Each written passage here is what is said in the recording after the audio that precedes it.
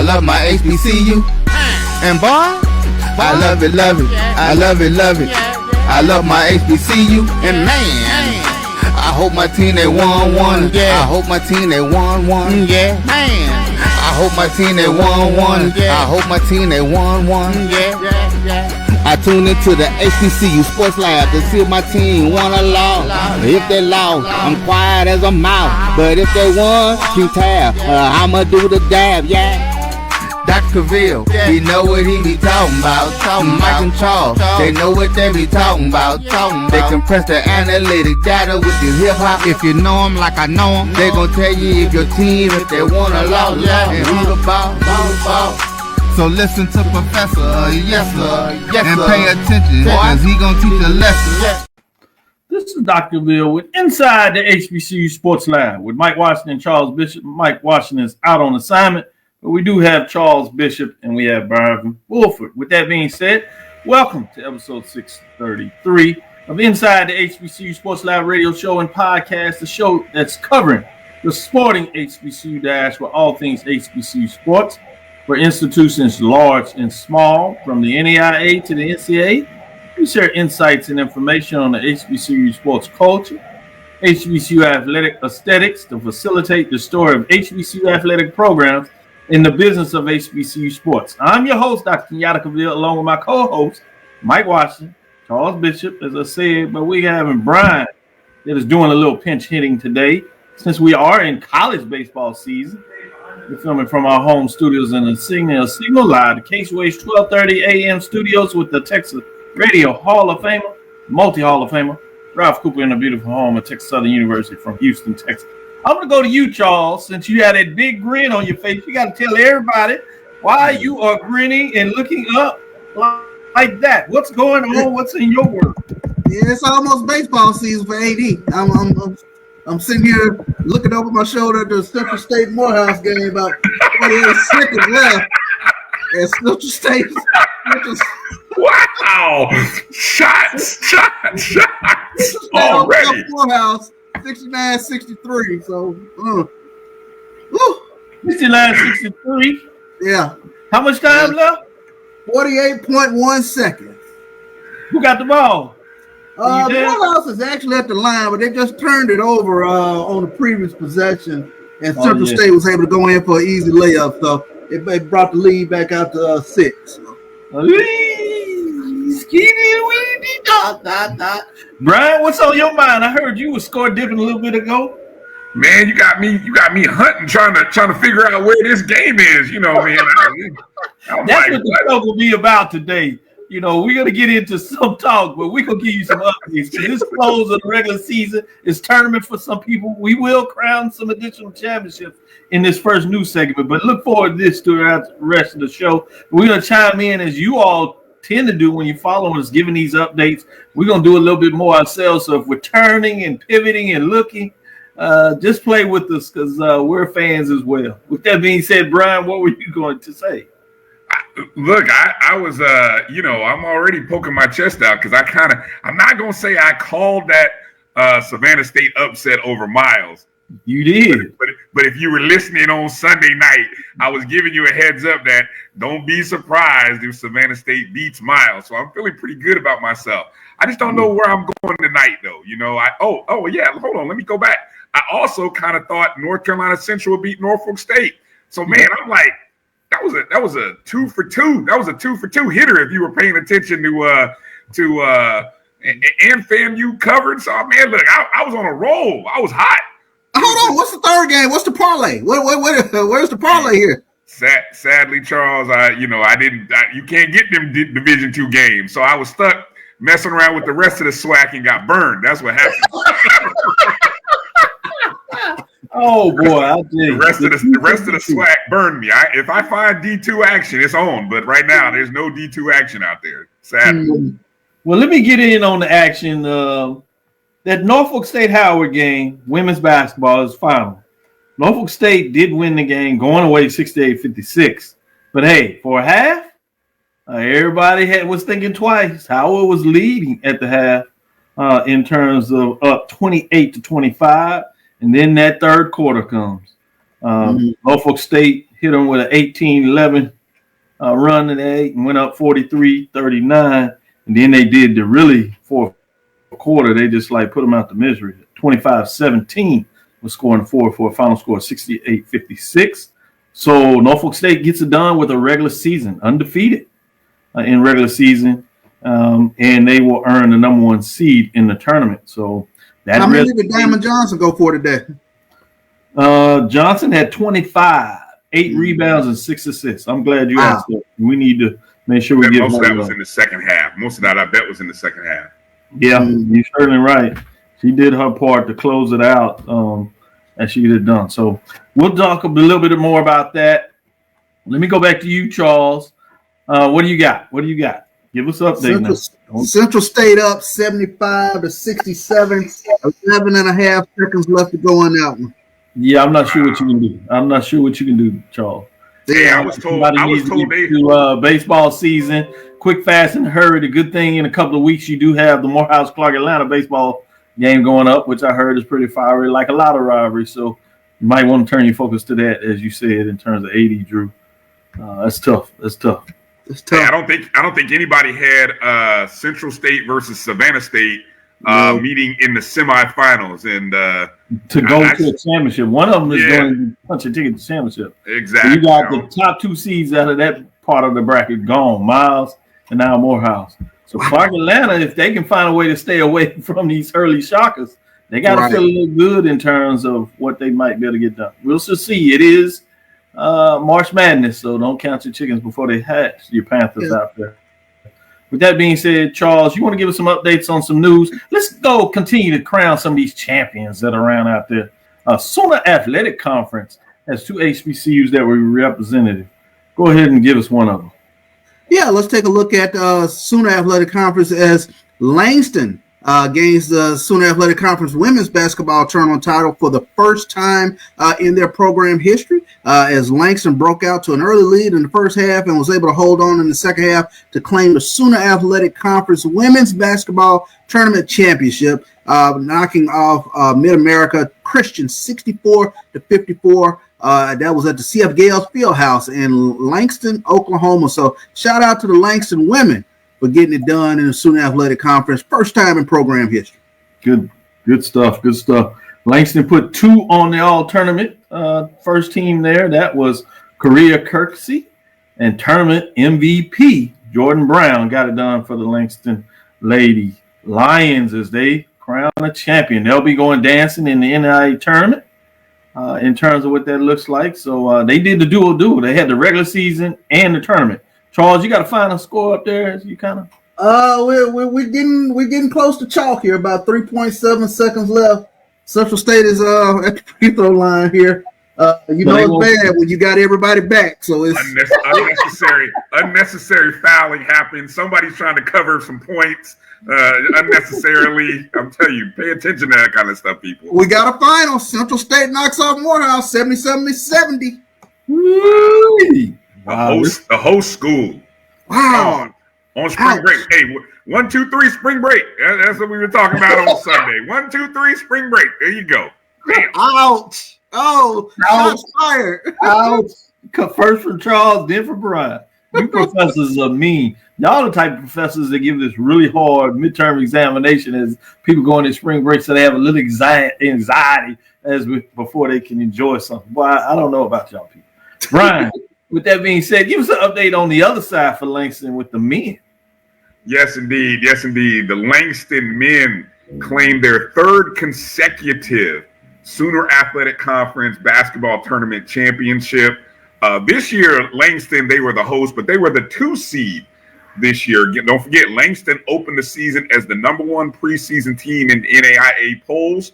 And so congratulations to the Langston Lions, and especially to Coach Chris Wright, who I think in the tournament, I'm not sure if it was the championship game or if it was in the game before, but he earned his 300th career win in the coaching. And of course, Coach had an outstanding run at Talladega before coming over to Langston. We're all familiar with with the best turnaround, I think, in NAIA, probably NCAA history. I agree with that. In what he did when he took a 1 or 2 win program and turned them into a 30-win season in team in just 1 year. That's cool. Yeah, so it's the 3rd year that the Lions have won the conference tournament. In terms of the all-tournament team, Bryce Monroe was the tournament MVP.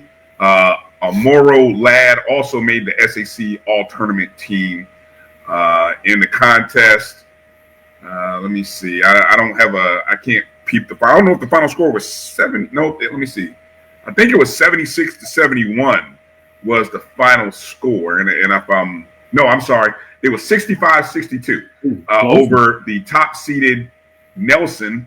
So I just got to read the script, but it's right there. 65-62 over Nelson. So close games. I mean, a 5-point win in the semis, 3-point game in the championship game. And so now both the Langston men and women, they will wait to hear Thursday night. I guess is that tonight?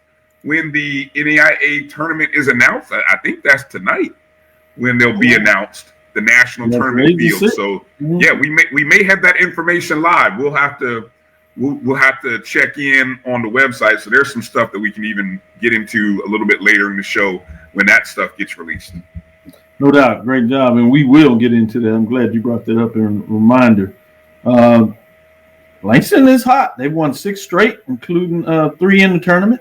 They tied the regular season on the men's side, while the women won the regular season. As I told you, they did the double dip in terms of getting it done. But and unlike last year where they blew everybody away, they might be better suited for a tournament in terms of some of those close runs where you got to find a way to get a close game. Because you said even in the quarterfinals, they just won 71-68 over Central Christian. Then Mid-American Christian, as you talk about, they won 76-71 and 65-62. So they won going down the stretch, which bodes well as they get ready for tournament play.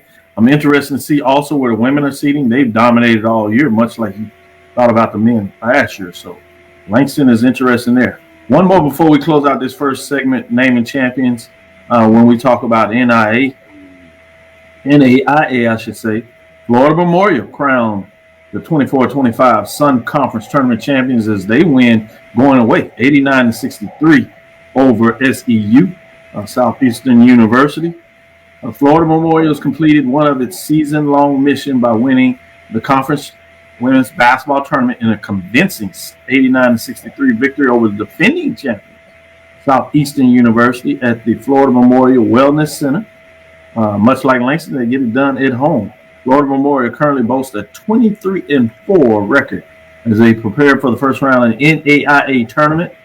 And unlike some of the other HBCUs that play in HBCU conferences, and sometimes people question their conference play, many people see the Sun Conference as one of the toughest out there for particular baseball and basketball, both men's and women's. So it'll be interesting to see where they're going to be ranked at 23-4 in terms of their season.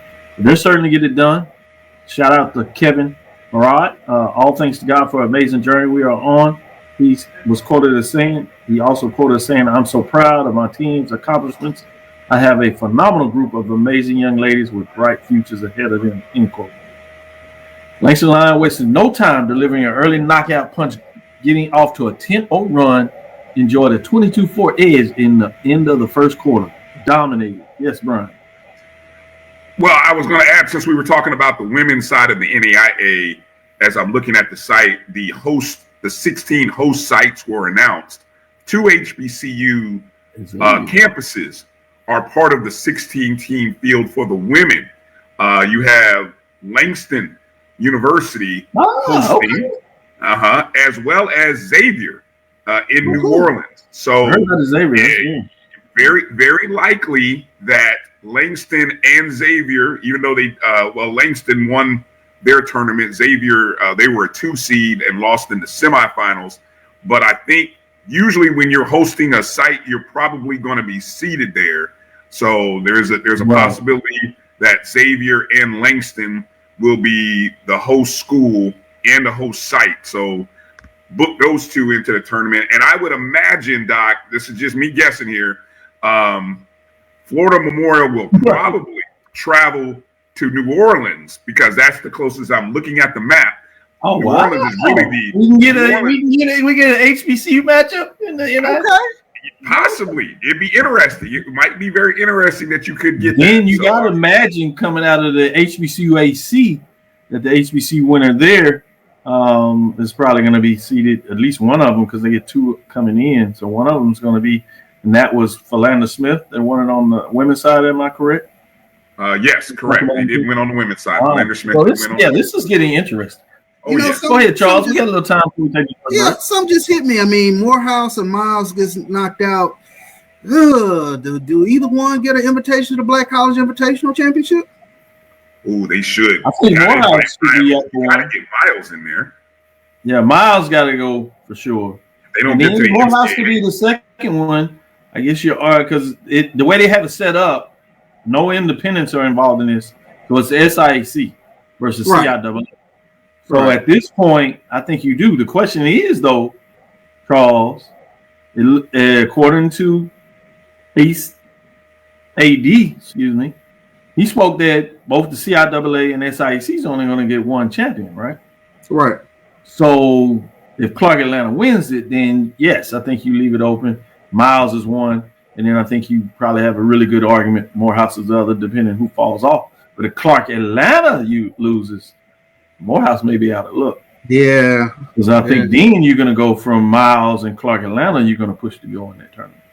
Mm-hmm. While the winner of the SIC, if it's not Clark Atlanta, goes on. So it's going to be fascinating to see what that looks like in terms of that. So great question, getting a little bit in that mix. And then the question becomes, who out of the CIAA are you looking to see to get that invite on the men's side? We can look at the women's side a little later on that. Let's take our first piece and come back on the other side and maybe discuss a little more about the HBCU Invitational in terms of who can be invited. And we'll get some score updates throughout the conference when we come back after our first break. Since 2002, Empowerment Resources, Inc., a nonprofit organization, has empowered more than 1,500 youth and adults in Duval and surrounding counties through its programs Journey into Womanhood, Girls Mentoring, Life Skills for Teens, and Parenting Education Coaching. To get involved with programs, volunteer, or donate, visit www.empowermentresourcesinc.org. Follow us on social media, facebook.com/empowerment.resources and instagram.com/empowermentJAX.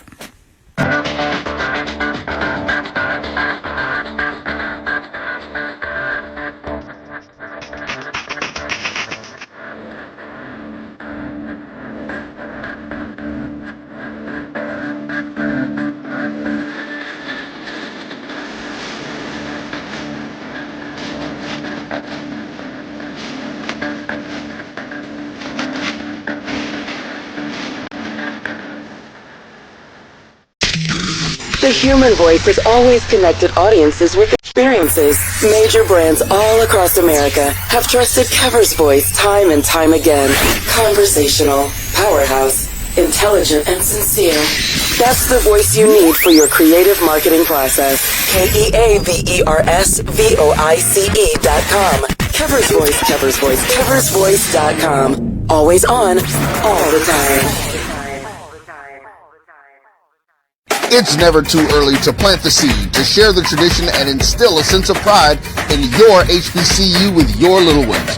HBCU Pride and Joy Children's Boutique helps you share your school spirit with a wide selection of adorable kids apparel and accessories officially licensed from your favorite HBCU. Visit hbcupridejoy.com and follow us on all social media at HBCU Pride Joy on Facebook and Twitter. When it comes to professional learning, teachers deserve better. From the leader in online learning, Stride brings you the Stride Professional Development Center, an on-demand library of mobile-friendly courses that gives teachers choice and flexibility, allowing them to learn anytime and anywhere. Our dynamic courses provide bite-sized learning and help educators advance their knowledge while also gaining professional development hours. It's time you take charge of your learning. Visit us today to get started. Press the analytic data with your hip hop. If you know them like I know them, they gon' tell you if your team, if they wanna lose, and who the ball. So listen to Professor, yes sir, and pay attention, cause he gon' teach a lesson. This is Dr. Ville inside the HBCU Sports Lab. As we get into it, get back in a little bit of the discussion in terms of the HBCU Invitational. When you look at the CIAA on the men's, starting with that. We'll talk about the women in the second half of the show, so we'll stick here and then get into some scores and some more thoughts in terms of maybe some accolades, MEAC, weekly announcements, honors, as well as the SWAC honors. We can talk a little bit about that. But Virginia State won it on the men's side. So they faced and defeated Bluefield State. There was a game that was 19-11, so they made it to the finals. But on the other side, you have Fayetteville State at 22-8. Claflin is 17-10. So you also have Lincoln, Pennsylvania at 18-12. Could talk about some of the head-to-head matchups. I think you lean toward one of them being Fayetteville State. They're willing to come down there. You get them to come into your tournament out of the CIAA. Then I think the argument becomes a Bluefield State 19-11, Lincoln, Pennsylvania 18-12, and a Claflin at 17-10. Just so you know, some people thought the Northern Division maybe was a little tougher, but Bluefield just went 6-4 in division. If you want to look at that, Lincoln 5-5, conference-wise 10-6, 11-5 respectively. You go in the Southern Division, Claflin was 8-2, right there behind Fayetteville State in terms of division, which is 11-5 overall.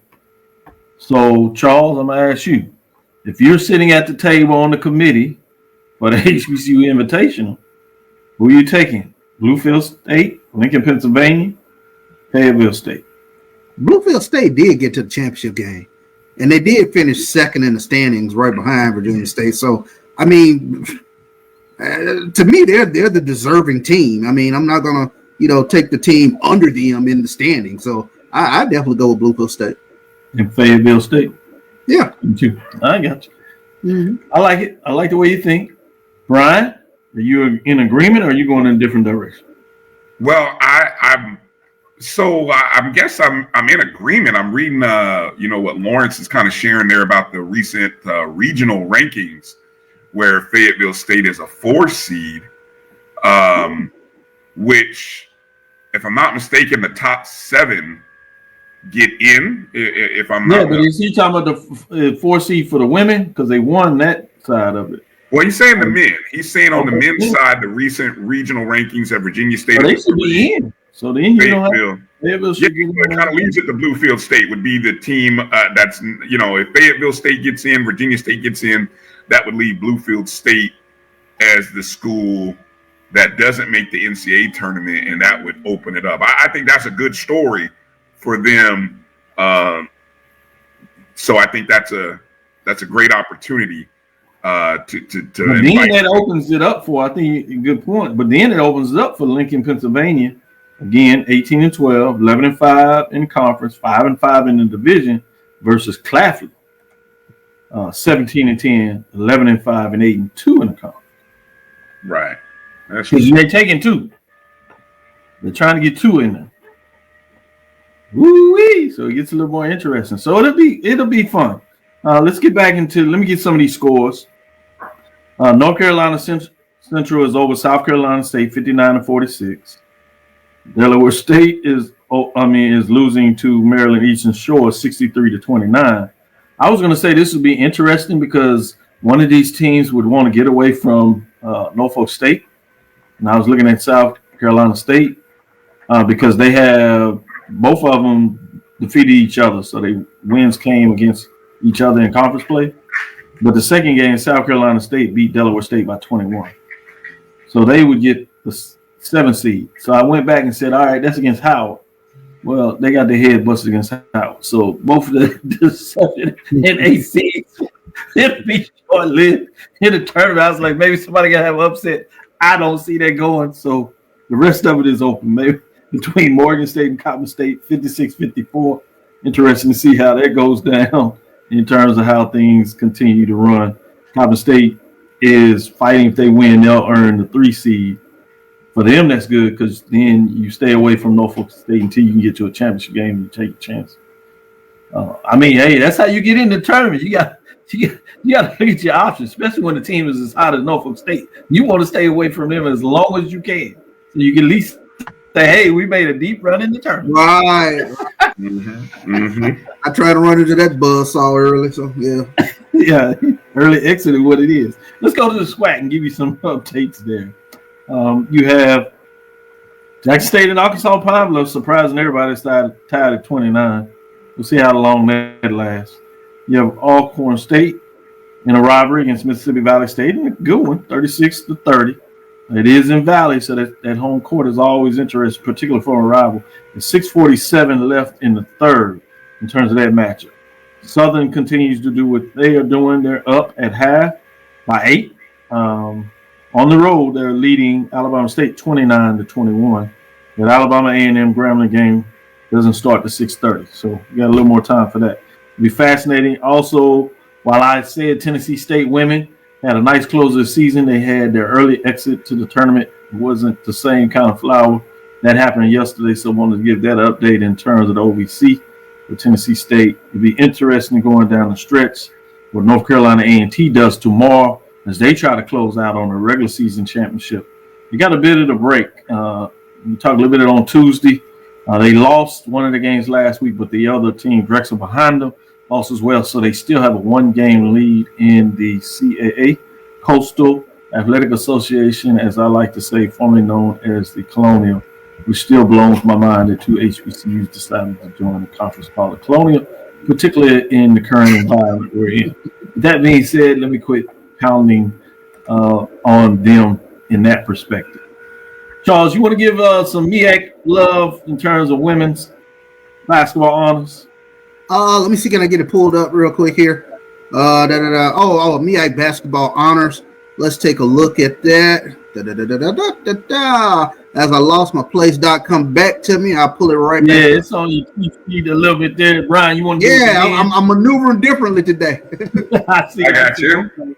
All right, the MEAC men's honors, starting with Coppin State's Toby Nadozie, who was the MEAC Player of the Week.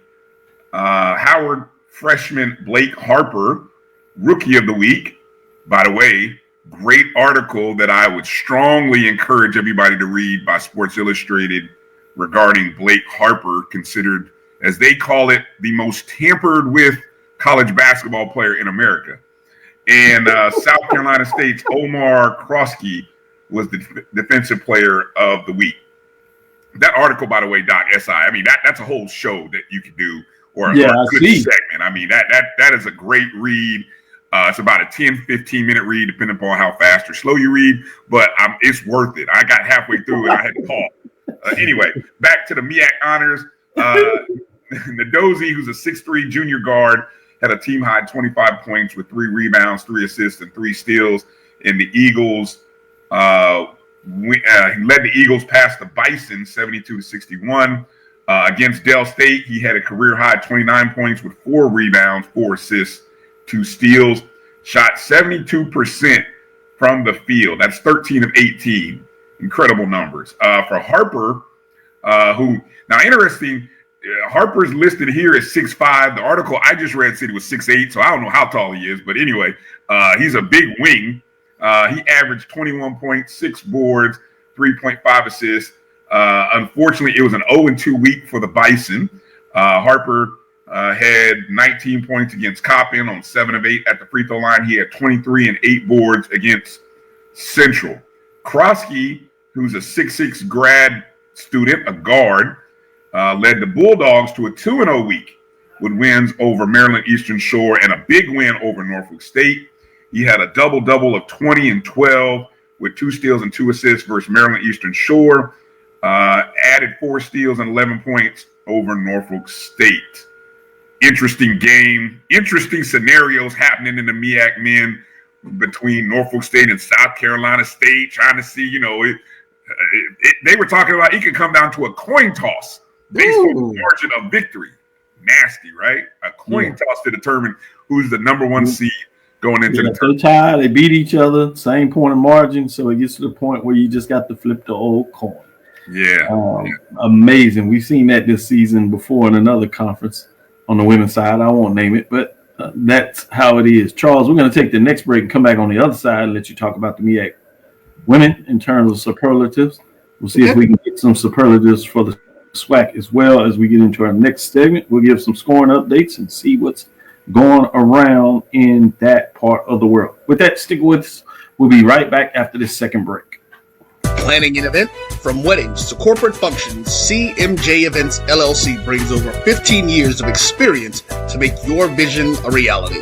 Based in Metro Atlanta and serving statewide, even internationally, we provide versatile event planning and authentic catering cuisines tailored to your needs. Whether it's pre-game meals for student athletes, fundraisers, weddings, corporate functions, CMJ Events LLC is your one-stop solution for exceptional service and unforgettable food. Our diverse culinary heritage means we cater to all cultural taste, dietary needs, and food restrictions, making every meal uniquely yours.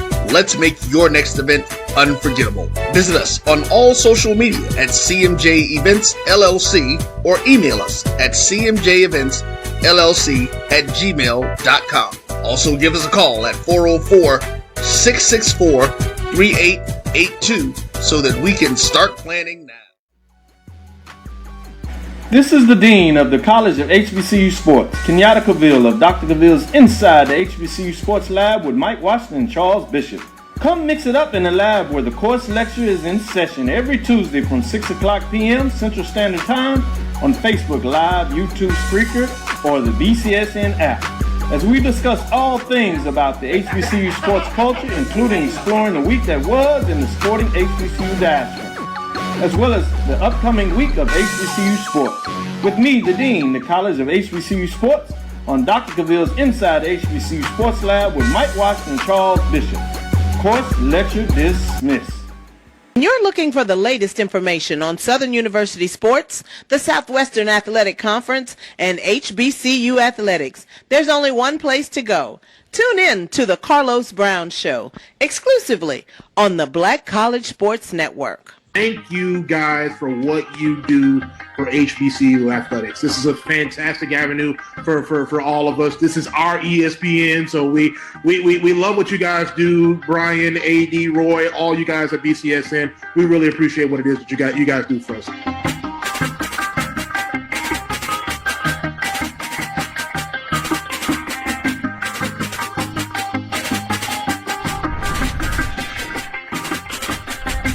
Press the analytic data with the hip hop. If you know them like I know them, they gon' tell you if your team, if they wanna lose, and who the ball. So listen to Professor, yes sir, and pay attention, cause he gon' teach a lesson. This is Dr. Bill inside the HBCU Sports Lab. Let me give some of these updates in terms of these scores, and then we'll go back with the superlatives. We'll get the SWAC, weekly men's basketball, and then we'll go back and give the women for SWAC and let Bryan give the women for the MEAC. With that being said, as we get into it, we have Jackson State is up now over Arkansas Pine Bluff. I told you short-lived. 44-39 with 5:50 in the third left. We have Valley. It's tied at 44, but then Valley is taking a lead, 42-44 with 4:20 left in the third. So that looks close so far in that matchup. Southern continues to stretch out the lead and start to pound, if you would, a little bit. Alabama State 35-23. That's 66 minutes and 11 seconds left in the third quarter. So fascinating. Let's give you the MEAC updates so you see what's the world turns on that side. Central continues to dominate South Carolina State 61-48. Still have a close one there with Morgan State over Coppin State 59-54. Again, that's going to be interesting in terms of the standing with Coppin State having an 8-5, Maryland Shore 7-6 lead for that third seed. We'll see what that means. And Maryland Eastern Shore is leading Delaware State 69-30.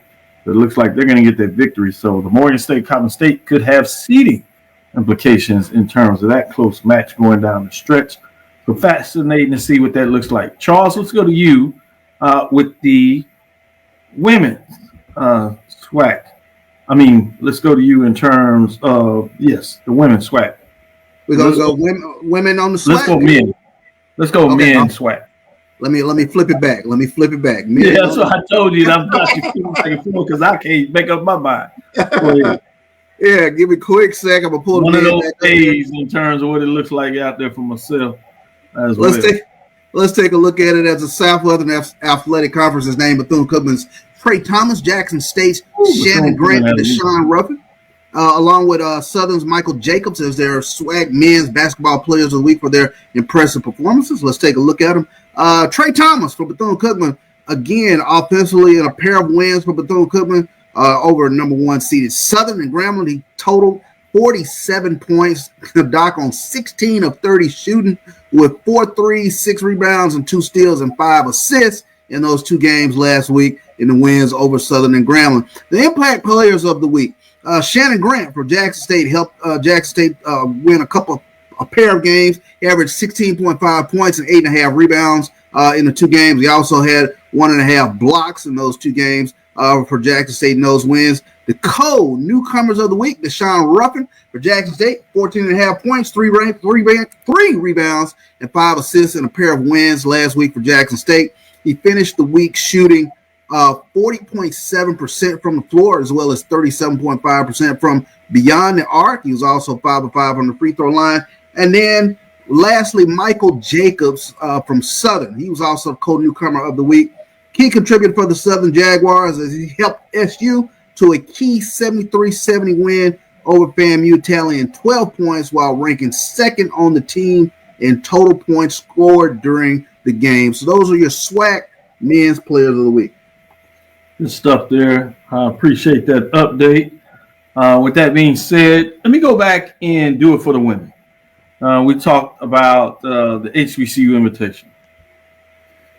Obviously, Fayetteville State went back-to-back in their championship. 9 straight games they've won in the season, so they certainly are going to the NCAA tournament. But these are the teams that you can look at in terms of potentially getting an invite that have some stellar records if they don't get into the tournaments.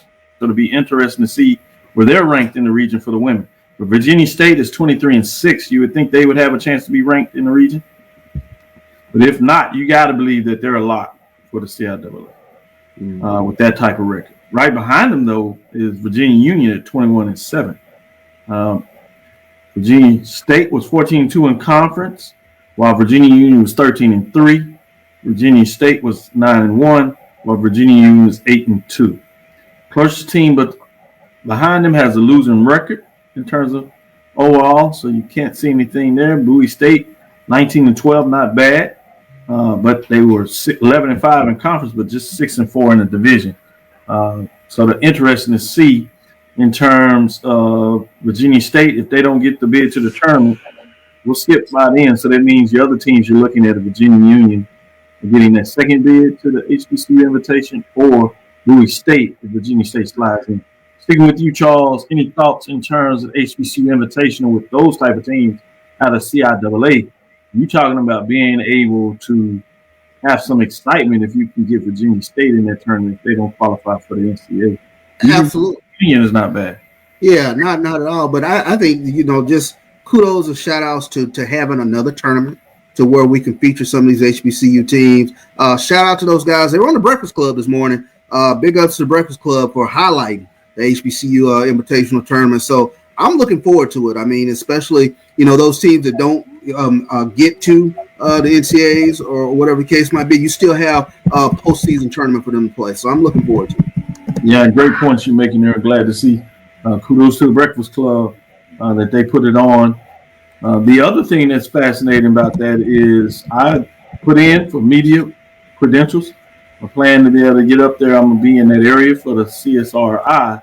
I'm planning to see if I can get over to the tournament before I get back home that weekend. See if I can give y'all some insights from that Friday and Saturday as things go on. With that being said, let's get back in a little bit more talk on the other side. We do have that Norfolk State Howard game. It started.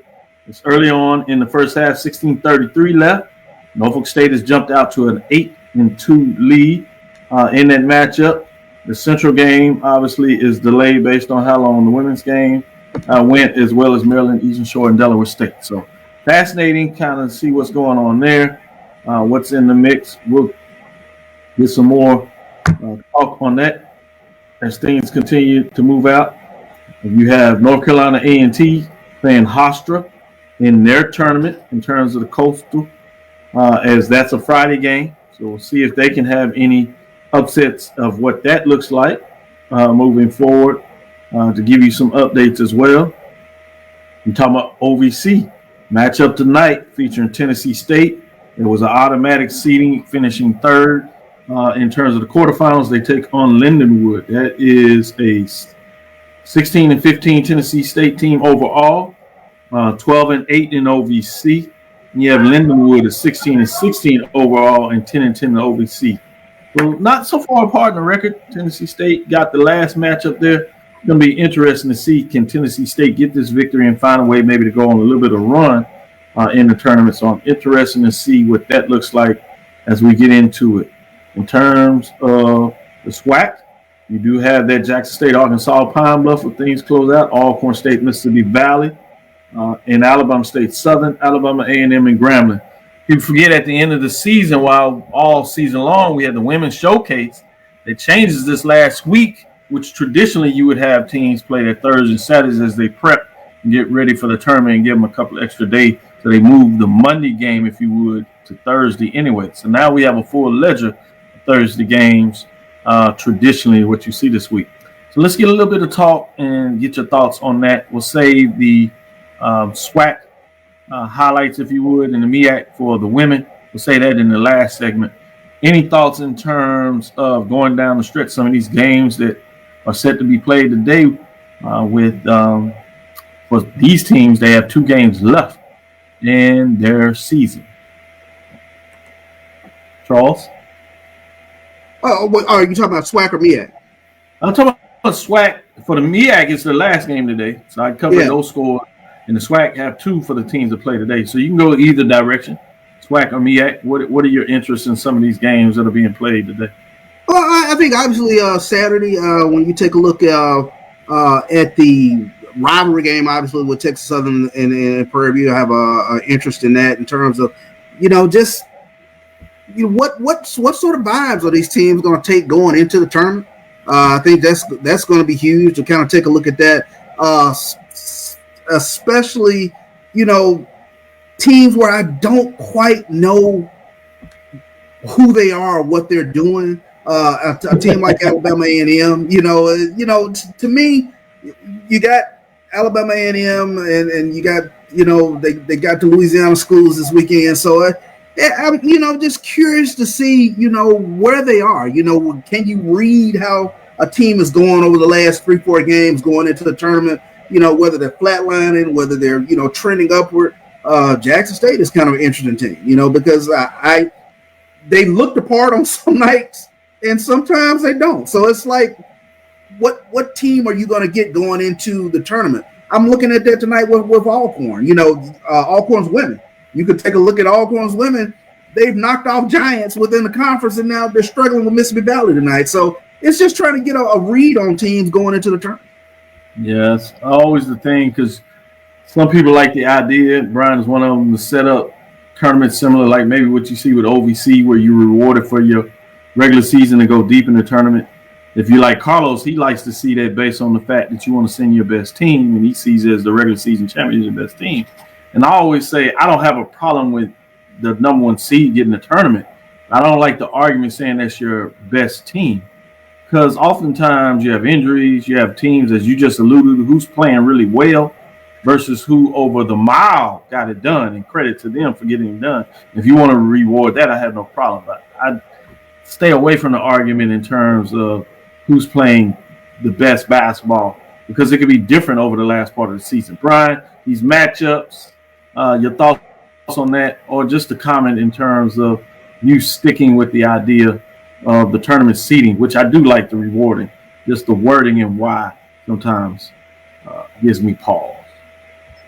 I got what you're saying, Doc. I think what's fascinating in these final two games on the men's side. I'm thinking about Southern here from the standpoint of Southern's already locked up the regular season. Right. Correct? They've already got the 1 seed. Mm-hmm. This is what we call a flat spot for them. It's real similar to what the number 1 team in the nation had to deal with when they traveled to Texas A&M, right? Where you just won your conference, you go on the road. Well, Southern's at home, but still, it's a flat spot. So, and the only team, look, Southern's lost 2 games by 2 points. One of those games was to Alabama State. Big game tonight. Like Alabama State, Southern is a 5.5 point favorite. I'm not buying it. I'm taking those 5.5. I'm on Alabama State big time tonight because they're trying to stay out of that 6th spot. Right. And if they lose this game, even though they have the tiebreaker over Florida A&M, you don't want to leave the door open. If you lose this game and then mess around and lose on Saturday, you potentially could drop to the 7th spot, right? And now you got to play an extra day. So for Alabama State, it's a lot on the line. I think the highest they could get is maybe 4, because right now they're 5. Who's Texas Southern have on Saturday? Because that's the last. Purvey. Okay, so you got Purvey. It's on the road. I can't see it, but hey, maybe a half. Right. Well, so you need to. Alabama State's in a tough spot. They got to win these games. They got to Southern had. I mean, look, coming out of Florida, where you had a 1 point loss and a 3 point win. I'm not saying Southern is not the dominant team that they were at the beginning in January, but there is a little bit of chink in the armor, and it's going to be interesting. That's all I'm going to say. I want to ask a question when we get on the other side because I'm curious. Good stuff. Let's hold that. We'll take our last break and we'll let Charles ask his question because he is curious. Stick with us. We'll be right back after this break.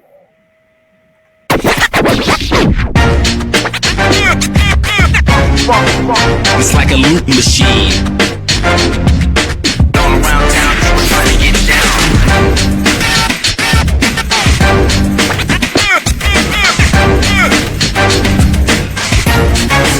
It's like a loop machine.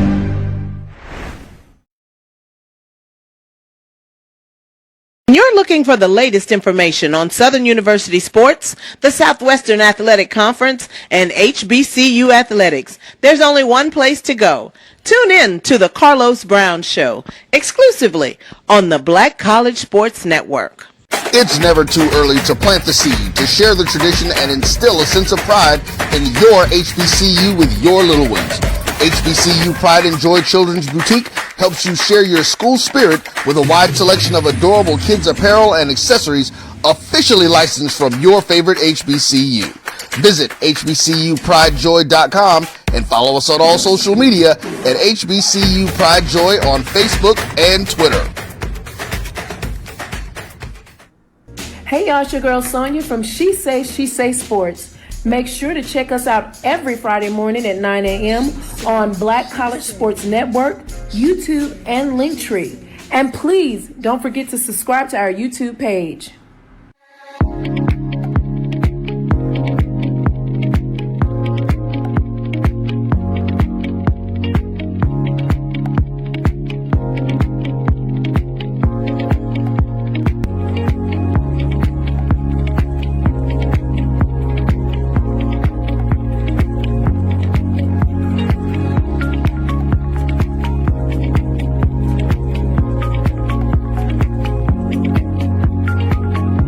Press the analytic data with your hip hop. If you know them like I know them, they gon' tell you if your team, if they wanna lose, and who the ball. So listen to Professor, yes sir, and pay attention, cause he gon' teach a lesson. This is Dr. Bill with Inside the HBCU Sports Lab with Mike Washington, Charles Bishop. Mike Washington is out on assignment. So we have Charles Bishop and Bryan Fulford, the professors, Professor Bishop, Professor Fulford, and back at work. Charles, you teased this a little bit before we went to first break. What is the question you wanted to ask? Well, I mean, I'll start with the women and then the men. But who's the one team nobody wants to see in the SWAC tournament? Bryan. I'm gonna say Florida A&M. I'm in the women's side, and I say that because hold on, where's my notebook? I had a notebook. I talked about this last night. That they've lost 6 of the last 7 games, and they've lost those 6 games. 5 of those 6 losses have been 4 points or less. They've had the number 1 team, Southern, had them. I mean, hell, for 39 minutes and I'm trying to do math here, 30 seconds, they had Southern beat 39-30. And 39 minutes, they had Jackson State beat. They lost to Alabama A&M by 2 or 3, by 4 points. And the first time, I forgot it. But both have been single-digit losses to Alabama A&M. So I say all that with the thought that that team is the team that if they, here's the big capital I, capital if, right?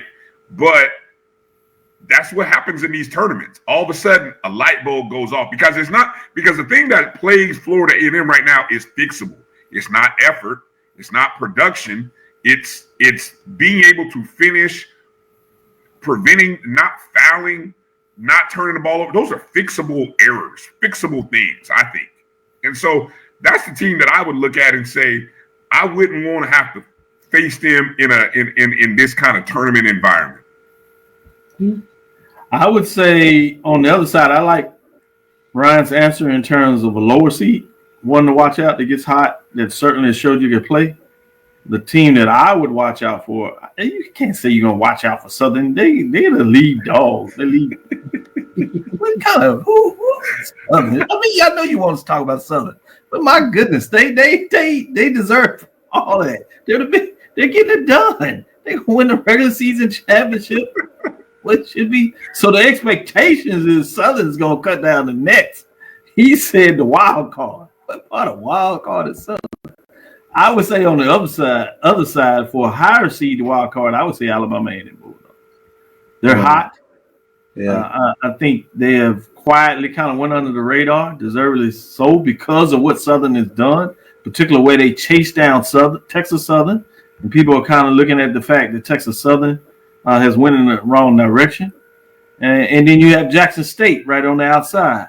Now, the point that I know Charles is going to make, the question that you want to be curious about Texas Southern is, do they get the point guard back and healthy? Then all of a sudden you get back to the Texas Southern team that started the season off undefeated for the first 10 plus games or whatever.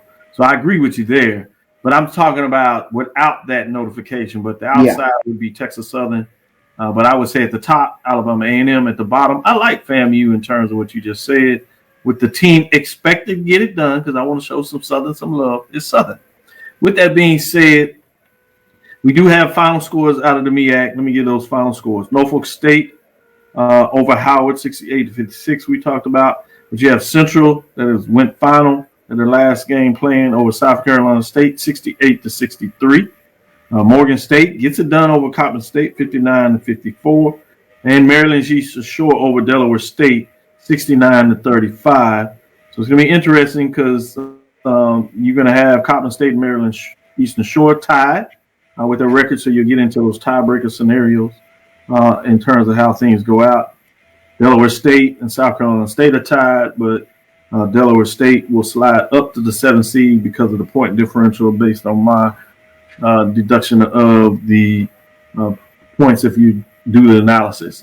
Before we get into this question, based on the HBCU Invitational Tournament, I wanted to do our final accolades with the women. So I'm going to go to you, Bryan, first with the MEAC. Let's do the MEAC women's basketball honors. And then, Charles, you can do the SWAC women's basketball honors. All right. Go ahead, Bryan. Over on the women's side in the MEAC, Norfolk State guard Diamond Johnson was named the Mid-Eastern Athletic Conference Player and Defensive Player of the Week, while Howard guard Sanaya King earned Rookie of the Week honors. Johnson, who's a 5'5" grad student from Philadelphia, PA, led the Lady Spartans to a 2-0 record, averaged 20.5 points, 6 rebounds, 3.5 assists, and 5 steals. She delivered a standout performance in the victory over South Carolina State, recording 19 points, 8 boards, 3 assists, 7 steals. She fills up the stat line, my goodness. And she also surpassed the 2,000 career point mark in her collegiate career. I think I also saw a stat that she's like the only player in Division I with like 2,000. Hold on, I have to go to somewhere Norfolk State side. But it's like 2,000 points, certain number of rebounds, certain number of assists, and steals. It's like, she's the only player in Division I basketball getting that kind of run. And I think, just a little commentary note, I think she ought to definitely be at least a third team All-American. All-American, yeah. At least third team. I don't know if they go 4 or if they go 3. She's got to be top 3. One of the top 15 players in the nation, hands down. Got to be. Yep. For Miss King, it's a freshman from Washington, D.C. She recorded 17 points, 5 assists, 2 steals, 2 rebounds in the win over Coppin State. In the week, she averaged 10 points, 1.5 boards, 3.5 assists as the Bison went 2-0 last week. Unfortunately, they did lose today to Norfolk State and Diamond Johnson. So there's that. Charles, go ahead and do it for the SWAC women. Give those updates. Yeah, let's take a look at it. SWAC named Jackson State's Leah Dilworth, Grambling State's Kaya Wormsley, and Lydia Freeman, along with Bethune-Cookman's Asian Nicholson as their SWAC Women's Basketball Players of the Week. We take a look at the Player of the Week. Leah Dilworth scored a team-high 30 points during Jackson State's home game versus Prairie View. She followed that with a 13-point performance versus Texas Southern while averaging 21.5 points per game for the week. Impact Player of the Week was Kyle Wormsley, led the charge in Grambling's 55-52 contest over Florida A&M, displaying her scoring ability with a game-high 22 points. She shot 8 of 16 from the field, including 2 3-pointers, and was flawless from the free throw line, making all 4 of her attempts. The co-newcomer of the week was Lydia Freeman. She delivered a double-double, scoring 21 points on an efficient 9 of 11 shooting while securing 12 rebounds, including 5 on the offensive glass during Grambling's game versus Bethune-Cookman. She was also perfect from the free throw line, converting all 3 of her attempts. And also, the new co-newcomer of the week was Asian Nicholson. She registered back-to-back double-doubles for Bethune-Cookman last week in league games versus Grambling and Southern. She also contributed 28 points, 33 rebounds, 3 block shots, a partridge and a pear tree, respectively, while shooting 41.7% from the field. So, big week for Asian Nicholson. Yes, good stuff, good stuff. This is the part where I love about the tournament. I get nerdy out in terms of seeding and how that plays out. The bottom 6 teams in the MEAC had tie records. So you have Coppin State and Maryland Shore at 8-6, 8-6. Then you have Morgan State and Central at 6-8. And then you have South Carolina State and Delaware State at 1-13. I told you about the Delaware State and South Carolina State in terms of seeding. But I also mentioned who would stay out of that 2 seed, right? The 4 seed, because you want to stay away from Norfolk State as long as possible. See if somebody, comes up with some food poisoning. I don't want to say injury. I don't want to wish that on anyone, but food poisoning, right? Maryland Eastern Shore and Coppin State, they're going to go down to the point differential. Oh, my goodness. The first game, Coppin State won by 5. The last game we just talked about, right? Maryland Eastern Shore wins by 6. So Maryland Eastern Shore will slide and get the 3 seeding based on my understanding of these rules, point differential, the time record, which is the difference of being able to stay away from Norfolk State as long as possible. We'll see if it means something. And same thing with Morgan State, North Carolina Central. Central will slide to the 5 slot, even though they're tied with Morgan State because they beat Morgan State down both times. So it'll be interesting to see what that looks like.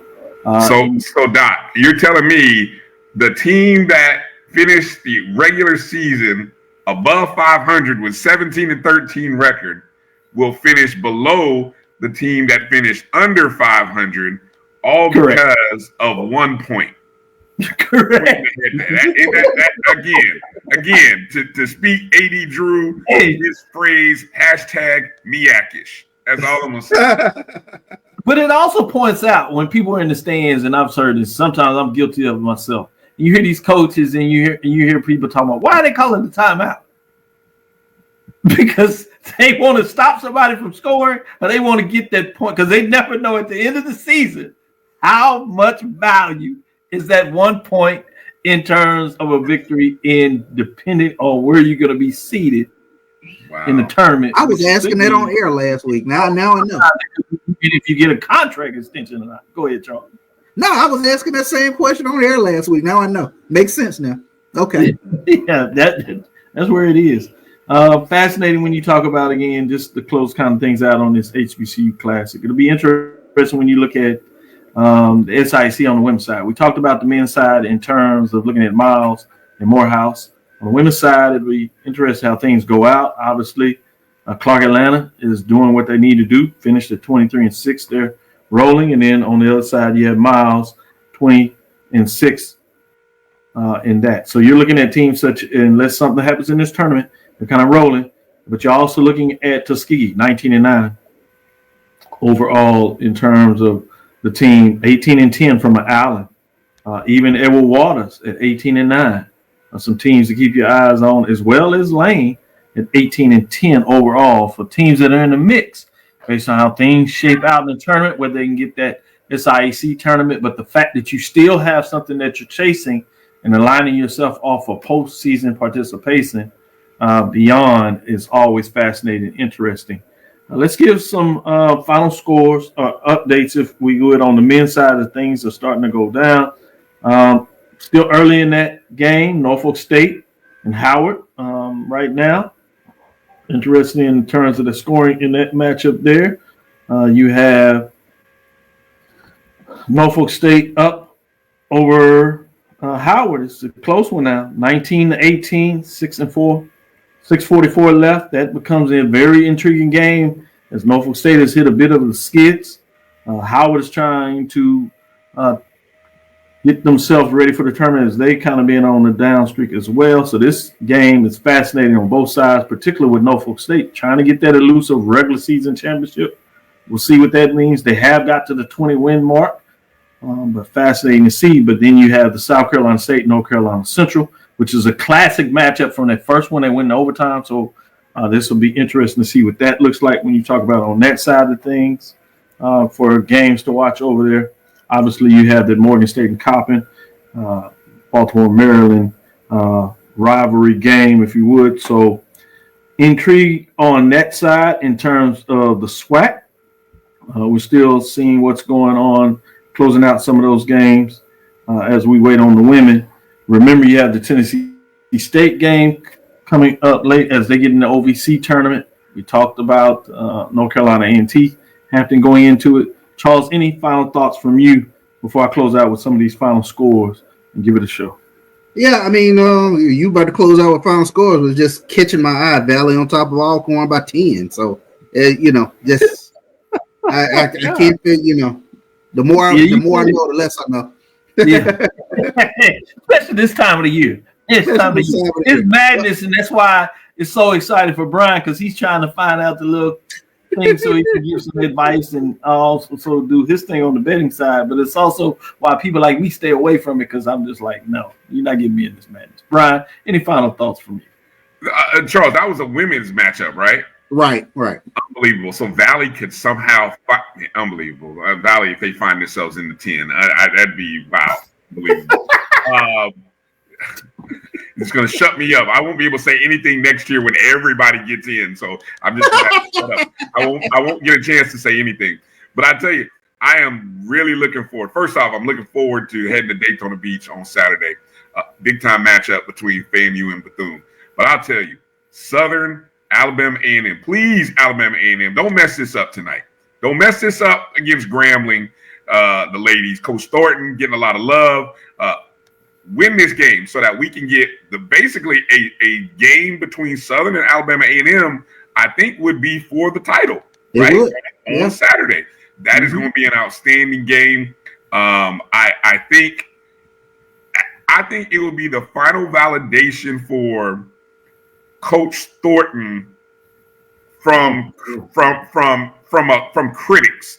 You know, and I say that because I have been one of them. I'm gonna confess. I'm confessing right here. I've been one of them.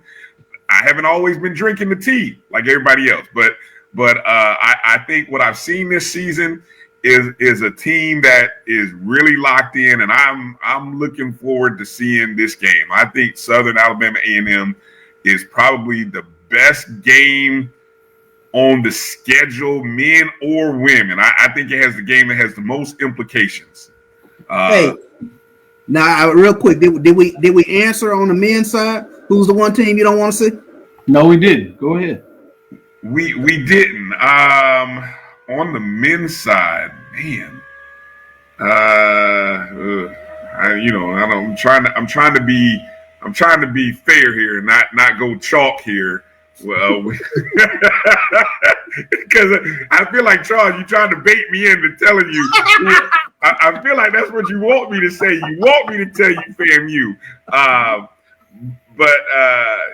While let me see what happens against Bethune, because I'll be honest, I know Bethune is not playing with a full roster. Here's what I'll say. The winner of Saturday's Fan Bethune game, that is the team you will not want to see. Because I'll tell you, if Bethune, with where they're at on a roster depth level, they've already beat Southern. They're let me look at the standings. Are they hot? Are they on a bit of a streak right now? Yeah, they're hot. They're sitting at number 3. Yeah, 4 in a row. And they're doing it with, they don't have a full 10. So let me just say, they're playing with like 6, 7 guys. If they beat FAM, pay attention. Pay attention to Bethune in the tournament. That's all I'm gonna say. I know I should be looking at Jackson State. I know. Do you really want to see Texas Southern in the tournament? I was going to say, is it even fair to say Texas Southern? That's a given. I don't know if this is the Texas Southern that. No, it's not. I understand. I know it's the Texas. We had that 8 seed Texas Southern team that was even further outside of anybody's mind, and that's the team that was like, all right. But how would you compare?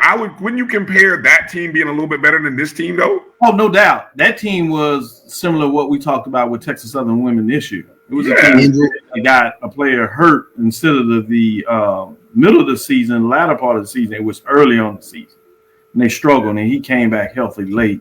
And they had their team together in a quintessential point guard that really lives for the tournament. And he put it on his shoulder. So you're right. It is different. No doubt about that. But you just never know. Jones has that magic. Since he's joined Texas Southern University as head coach and went to the tournament, he's never not played in the championship game. That's the team look. Texas Southern is the team that walks into the tournament with their chest like this. They walk in like every. Y'all want to play some basketball? Right, exactly.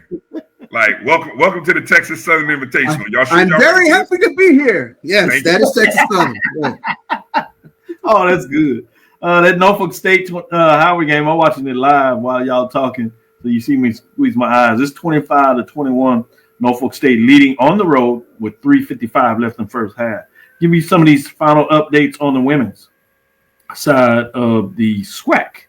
You have Grambling is up on Alabama A&M, 28-22, 5:40 left in the second. You have Jackson State over Arkansas Pine Bluff, 66-63. You have Valley at home over Alcorn, 64-59, so they put it down a little bit. It was 10 at one point, but it is only 2:38 left, plenty of time, but going down the stretch. And you have Southern just giving the business to Alabama State. It's 59-32, and at 3:33 left in the fourth. And somebody want to say, keep your eyes on Southern, right? You want to stay away from Southern, like Norfolk State. Exactly. We want to keep your eyes on them all the way to the other side of the room. Thank you for listening to Inside the HBCU Sports Lab. Make sure you share our podcast with your friends and colleagues. I am Dr. Kenyatta CAVIL'S, the Dean of HBCU Sports, come from inside the lab in the College of HBCU Sports with Mike Washington, Charles Bishop, as well as Bryan Fulford. Again, we want to thank you for listening for Dr. CAVIL'S Inside the HBCU Sports Lab with Mike Washington, Charles Bishop, every Tuesday and Thursday at 6 o'clock Central Standard Time. We will start to prepare ourselves to get to the SWAC. I'll be in there on Wednesday, so we'll see about doing a show there live on Thursday. We'll do one certainly before we leave and give you some updates.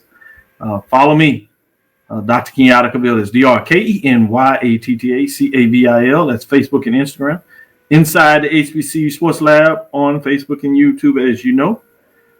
As we get out of here, make sure you tune in.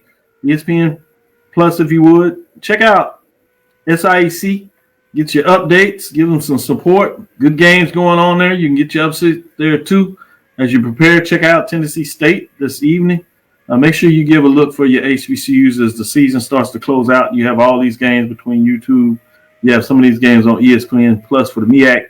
So you can find out a team, the score that's close, that's entertaining for you. Turn it on. Give some support. With that being said, dream big. Continue to move forward. We'll talk with you soon. Charles. Of course. Bryan. Lecture. Dismiss.